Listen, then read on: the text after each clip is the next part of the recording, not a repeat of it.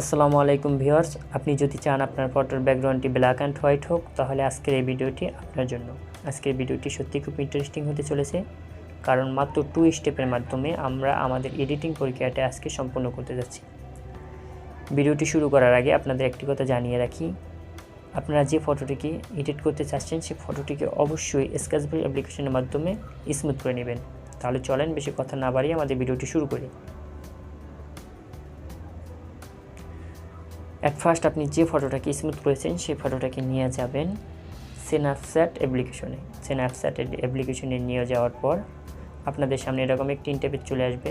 এখান থেকে টুলস অপশনটি সিলেক্ট করবেন, তারপর এখান থেকে বিনটেক অপশনটি সিলেক্ট করবেন, তারপর এখান থেকে ব্ল্যাক অ্যান্ড হোয়াইট অর্থাৎ 12 নম্বর অপশনটি সিলেক্ট করবেন, তারপর এখান থেকে ব্রাইটনেসটি বাড়িয়ে দেবেন, স্যাচুরেশনটাকে বাড়িয়ে দেবেন, যে 4টি অপশন আছে 4টিকে ফুল বাড়িয়ে দেবেন। বাড়িয়ে দেওয়ার পর এখান থেকে টিকমার অপশনটিকে ক্লিক করে বেরিয়ে আসবেন। বেরিয়ে আসার পর আপনাদের সামনে এরকম ইন্টারফেস চলে আসবে। এখান থেকে উপরে অ্যারো চিহ্নতে ক্লিক করবেন, তারপর এখান থেকে ভিডিওতে ক্লিক করে বিনটেক অপশনে ক্লিক করে এই অপশনটি সিলেক্ট করবেন। এখন এখান থেকে আমরা আমাদের ফেজের উপরে যে হলুদ বর্ণটা এসেছে এটাকে রিমুভ করব। এটাকে আমরা খুব সুন্দরভাবে ইরেজ করে নেব। দেখতে পাচ্ছেন এরকম আমি সুন্দরভাবে ইরেজ করে নিচ্ছি, আপনারা এভাবে সুন্দরভাবে ইরেজ করে নেবেন। একটু টাইম নিয়ে স্মুথলিভাবে এটিকে রিমুভ করে নেবেন।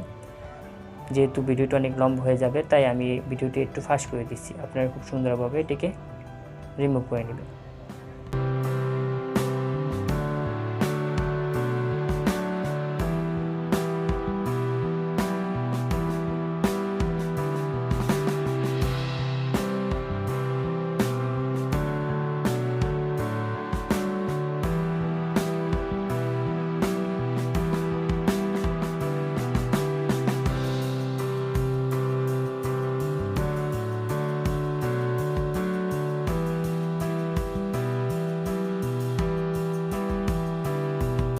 ওকে, আমাদের ইরেজ করা হয়ে গেলে এখান থেকে টিকমার অপশনটি ক্লিক করে বেরিয়ে আসবো। তারপর এখান থেকে আবার বিনটেক অপশনে ক্লিক করে এখান থেকে অ্যাডজাস্টমেন্টে ক্লিক করব। তারপর এখান থেকে আমরা একটু কাস্টমাইজ করে নেব।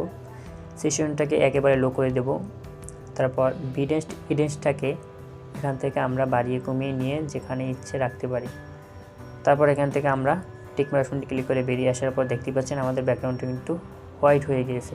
তারপর এখান থেকে আবারও আমরা একটু ইরেজ করে নেব, অর্থাৎ আমাদের ইডিসে যদি কোনো প্রবলেম হয়ে থাকে আমরা কিন্তু এখান থেকে পরে আবার কাস্টমাইজ করে নিতে পারবো।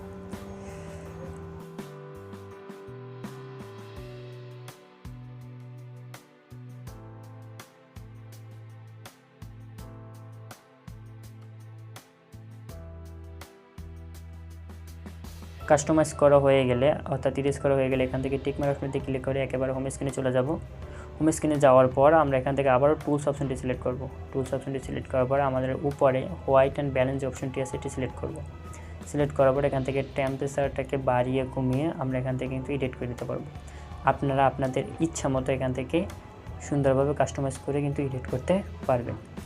যেহেতু আমার পছন্দ একটু হোয়াইট অ্যান্ড ব্ল্যাক, তাই আমি এখান থেকে একটু কাস্টমাইজ করে নিচ্ছি। আপনারা আপনাদের ইচ্ছা মতো আপনার পছন্দ মতো এখান থেকে কিন্তু কাস্টমাইজ করে নিতে পারবেন। তারপর কাস্টমাইজ করা হয়ে গেলে টিকমার অপশনটি ক্লিক করে এখান থেকে বেরিয়ে আসবেন। তারপর দেখতে পাচ্ছেন আমাদের রেজাল্ট, আমাদের আগের ছবি আর এখনকার ছবির মধ্যে কিন্তু একটা আকাশ পাতাল ব্যবধান চলে এসেছে। তারপর উপর থেকে আপনারা সেভ বাটনে ক্লিক করে এখান থেকে ফটোটিকে সেভ করে নিতে পারবেন।